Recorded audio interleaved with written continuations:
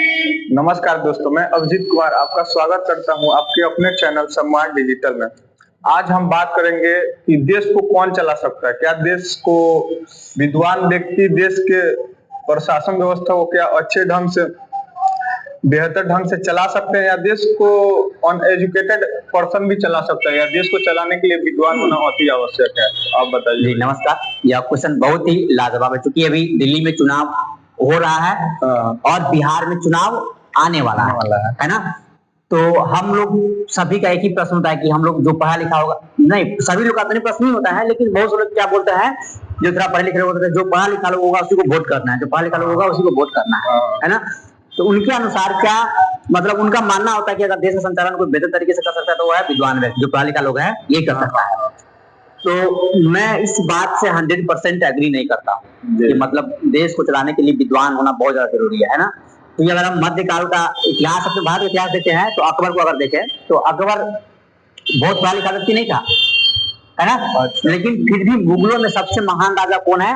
अकबर, है ना। दूसरा बात यह है कि अगर हम अभी वर्तमान में देखें, जो वर्तमान परिदृश्य देखें, है ना, क्योंकि हमारे पास जो पढ़े लिखे व्यक्ति थे उन्होंने बहुत बेहतर काम किया है, नेताजी तो बहुत बेहतर काम किया, उसमें थोड़ा भी डाउट नहीं। जैसे डॉक्टर मनमोहन सिंह, है ना, वो अपने समय के सभी से सबसे ज्यादा विद्वान और पढ़े लिखे नेता थे, जो प्रधानमंत्री रहे पूरी दुनिया में। उतने बड़े नेता, उतने पढ़े लिखे आज तक कोई नहीं पहुंच पाए। अब बात रह गया, तो चूंकि हमारे देश का बात है तो यहाँ पे थोड़ा अच्छा जो पढ़ा लिखा बेहतर लोग हैं उन्होंने अच्छा काम किया, उसमें कोई शक वाला बात नहीं।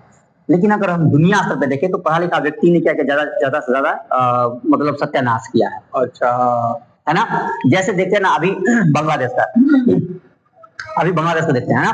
बांग्लादेश में जो सरकार है, जो केयर टेकर प्रधानमंत्री है, उनका नाम है मोहम्मद यूनुस, है ना। वो अपने देश में तख्ता पलट करवा दिया, है ना। तो अपना सत्ता अपने पास रखने के लिए, सत्ता के लिए उसने क्या किया, अन्य देशों के साथ मिलकर, अमेरिका के साथ मिलकर, सब बहुत से विद्वान बोलते हैं कि अमेरिका के साथ मिलकर उसने क्या किया, देश में सत्ता परिवर्तन करवा दिया, है ना। और आज क्या बन गए? प्रधानमंत्री बन गए। चलिए यहाँ तक ठीक है, आपने अपने स्वार्थ के लिए किया, ये ठीक है, और प्रधानमंत्री बन गए। लेकिन ये क्या कर रहा है कि ये इतना बेवकूफी वाला हरकत है। अगर हमारे यहाँ कोई मुखिया हो ना, अपने यहाँ का, अपने बिहार में कोई मुखिया भी हो तो भी इतना बेवकूफी नहीं कर सकता है ना। आज हम लोग भी देख रहे हैं कि हमारा जो एक बार चुनाव जीत गया मुखिया, वो जो हारने वाले का बुराई नहीं करता है ना। लेकिन वो क्या कर रहा है, क्योंकि उसके कारण शेख हसीना को भारत में आकर शरण लेना पड़ा, है ना। अब जो शरण भारत में लेकर आई, अब लगातार क्या कर रहा है, भारत के खिलाफ कमेंट पास कर रहा है मोहम्मद यूनुस। उसके मंत्री बोल रहे हैं कि हम आपको इंडिया का अटैक करेंगे, हम जो अपना पश्चिम बंगाल है उस पश्चिम बंगाल पे क्या करेगा, वो कब्जा कर लेगा। इतने इनसेंसिटिव, वो किसको बोल रहा है? भारत को बोल रहा है ना। उसका चारों साइड से किससे गिरा हुआ है? भारत से गिरा हुआ है ना। फिर भी ऐसा बात बोल रहा है। दूसरा बात, वो अपने देश में जो विद्वान व्यक्ति, वो क्या होगा, वो धर्म के प्रति ज्यादा झुकाव नहीं रखेगा, है ना।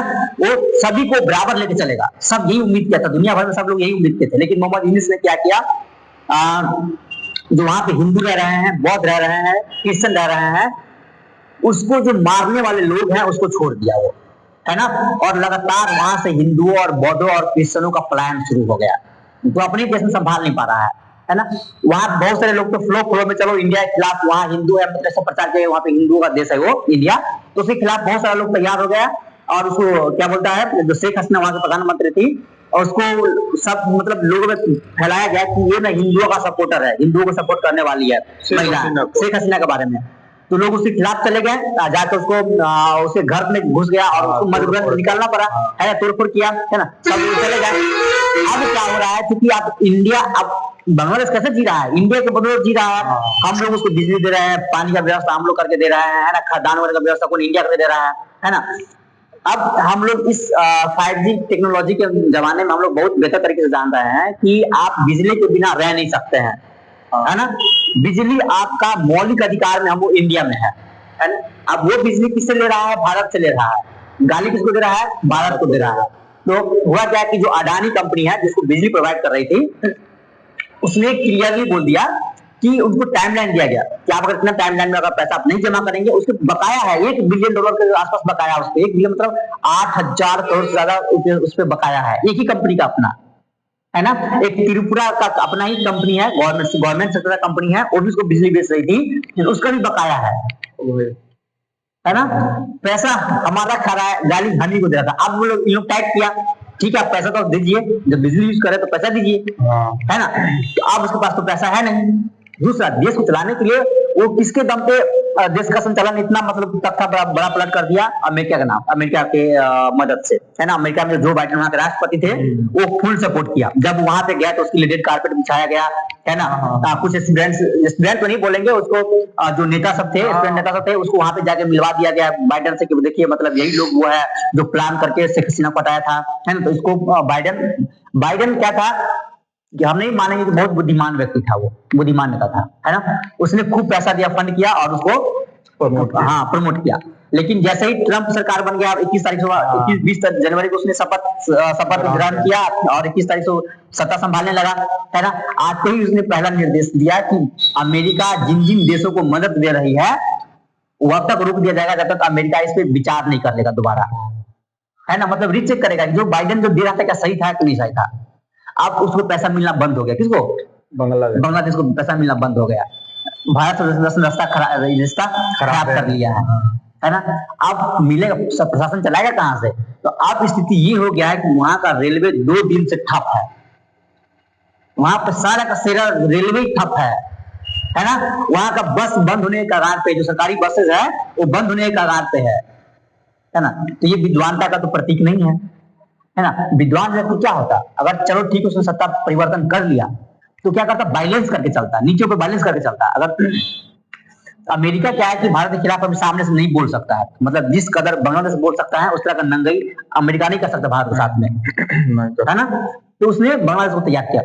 जो वेस्टर्न कंट्री हमेशा चेक एंड बैलेंस करके रखना चाहता है भारत और पाकिस्तान के बीच में, है ना। भारत उभरता हुआ शक्ति है। शुरुआत जैसे हम आजाद हुए, हमारा प्रधानमंत्री ने पंडित जवाहरलाल नेहरू ने स्पीच दिया, है ना। बहुत फेमस स्पीच है कि बोला कि भारत यहीं पे नहीं रुकेगा, भारत यहीं पे नहीं रुकेगा, भारत एक महाशक्ति की तरफ बढ़ेगा, अपने आप को बहुत सक्षम देश बनाएगा, है ना। और प्रधानमंत्री ने अपने जो पहले प्रधानमंत्री उसका काम भी किए, लगातार इंडस्ट्रियलाइजेशन, कृषि पे काम, है ना। और उसके बाद युद्ध, उसके बाद फिर भी देश को रुकने नहीं देते, है ना। तो वो सोच के, वो देख के कि जो वेस्टर्न कंट्री नहीं चाहता कोई पावरफुल बन जाए, चाइना पावरफुल बना है, बहुत बेहतर तरीके से पावरफुल बना है, तो सब उसके पीछे लग गया। चाइना के पीछे क्या हो गया, सब लग गया, अब सब गिराने में लगा रहता है। उसी तरह भारत वही चाहता है कि लोग भारत आगे बढ़े। चाइना के लिए जब चाइना आगे बढ़ता है तो हमको भारत को लोग ताकतवर बनाने की कोशिश करता है। अब क्या है ना कि इधर पाकिस्तान के हाथ, चाइना आगे बढ़ता है तो सब देश को झेलना पड़ता है। कोरोना झेले हैं लोग, उसे एक से जैसे चाइना आगे बढ़ते जाएगा अलग देशों को। चाइना में क्या है ना कि लोकतंत्र तो है नहीं, है ना, पत्रकार है नहीं, जो उसका मन होगा वो करेगा, है ना। हमारे यहाँ पारदर्शी, हम जो मन चाहे बोलेंगे, सरकार के खिलाफ बोलना तो बोल लेंगे, है। तो यही है कि यूनिस पढ़ा लिखा, यूनिस कौन है, जो मोहम्मद यूनिस है, उसको नोबेल प्राइज मिला हुआ है, बहुत बड़े विद्वान व्यक्ति, इसलिए उसको नोबेल प्राइज मिला हुआ है। फिर भी वो गधों की, हम मेरे अनुसार गधों की तरह काम कर रहा है, अपने देश का भविष्य ना देख के अपने तत्कालिक कारण मतलब लाभ के लिए क्या कर रहा है, वो देश का मतलब देश का बागडोर वैसे संभाल रहा है ना। जो उसका शेख हसीना, जो उसका मोहम्मद यूनिस का साथ दिया था, जो पॉलिटिकल पार्टी जिसका नाम है BNP, है ना, उसकी जो नेता, उसको भी उसके डर से देश छोड़ के भागना पड़ा, है ना। उसको भी डर लगा कि ये हमको फिर से डाल दे जेल में, तो उसको वो जेल में, उसको वहां से लंदन चली गई औरत, और जो नेता है चली गई लंदन। तीसरा सबसे महत्वपूर्ण बात, जो आतंकवादियों को शेख हसीना ने बंद किया था जेल में, जो बांग्लादेश में रेडिकलाइजेशन फैला रहा था, लोग मध्य बीच में क्या कर रहा था, वो बहुत हेट चीज फैला रहा था हिंदुओं के प्रति, इंडिया के खिलाफ, जिसमें बांग्लादेश में बहुत सारा बम ब्लास्ट भी करवा दिया था। वैसे व्यक्ति को बांग्लादेश जो शेख हसीना थी ने पकड़वा के जेल में डाल दिया था। इसने क्या किया, आते ही उसको खोल दिया, उसको तुरंत निकाला, आया 2 दिन के अंदर में उसको निकाल दिया जेल से बाहर। तो क्या ये विद्वान व्यक्ति का आपको लग रहा है कि मतलब ये निशानी है? विद्वान व्यक्ति थे डॉक्टर मनमोहन सिंह, जाएंगे तो कौन, चाणक्य, है ना, जिसने एक ऐसे सैनिक को तैयार किया जिस पूरा अखंड भारत पे, है ना, अफगानिस्तान तक शासन करवा दिया। तो यार मेरा पर्सनली मानना है कि कोई जरूरी नहीं है कि जो विद्वान व्यक्ति होंगे वो देश का प्रशासन बहुत बेहतर तरीके से चला सके, संचालन कर सके। तो यहाँ पे आपने पर्सनल लोभ लालच भी है, क्योंकि इसका जिनका जो विद्वानता एकेडमिक में है, विद्वानता क्या है, एकेडमिक में है, ये पॉलिटिकली बहुत अवेयर लोग नहीं है ना। अगर पढ़े लिखे लोग है ना, जो विद्वान व्यक्ति है, साथ में पॉलिटिकली अवेयर भी है, मतलब पॉलिटिकली बहुत ज्यादा राजनीतिक रूप से जागरूक भी है, तो वो देश का संचालन बहुत बेहतर तरीके से कर सकता है, उसमें कोई शक वाला बात नहीं। अगर आप लोग एक चीज देखे होंगे, विकास देवी कीर्ति का इंटरव्यू देखे होंगे राजनीति पे, तो उनका कहना था कि अभी जो शिक्षक में है बहुत विद्वान, अच्छे विद्वान के कैटेगरी में है विकास दुबे करती है ना, उसमें कोई शक वाला बात नहीं है।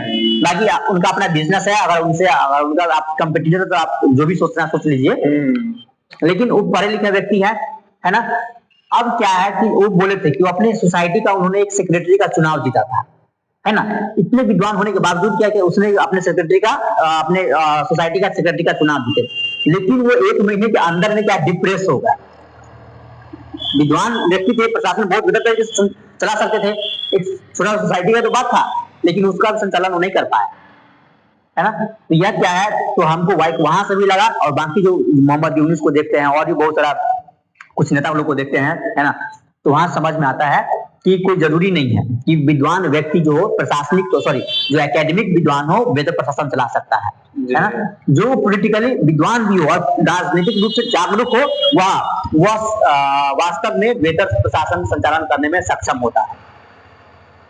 तो ये रहा हम लोग का जो डिबेट है, उसका एक हिस्सा है कि मतलब विद्वान व्यक्ति कोई जरूरी नहीं, अगर एकेडमिक रूप से विद्वान है तो वो प्रशासन चलाने में सक्षम नहीं है। अगर वो राजनीतिक रूप विद्वान सब राजनीतिक रूप से जागरूक है, जैसे डॉक्टर मनमोहन सिंह हो गए, है ना, डॉक्टर कलाम हो गए, है ना, इन लोग अगर इस टाइप का व्यक्तित्व है, तो हाँ, आप बेहतर, इसमें कोई शक वाला बात नहीं कि आप प्रशासन बेहतर ढंग से चला नहीं सकते हैं। जी धन्यवाद भैया। और इस पे हम आगे भी डिबेट करेंगे, जब अमेरिका अपना संशोधन करने के बाद फिर से स्टार्ट करेगा, इंडिया अपना खाना पीना जो बिजली बिल है फिर स्टार्ट करेगा, तो नया अपडेट जब आएगा फिर हम इस वीडियो पे, अगले वीडियो इसी टॉपिक पे बनाएंगे लोग। प्लीज आप चैनल को लाइक एंड सब्सक्राइब करते रहिएगा और शेयर करते रहिएगा। धन्यवाद।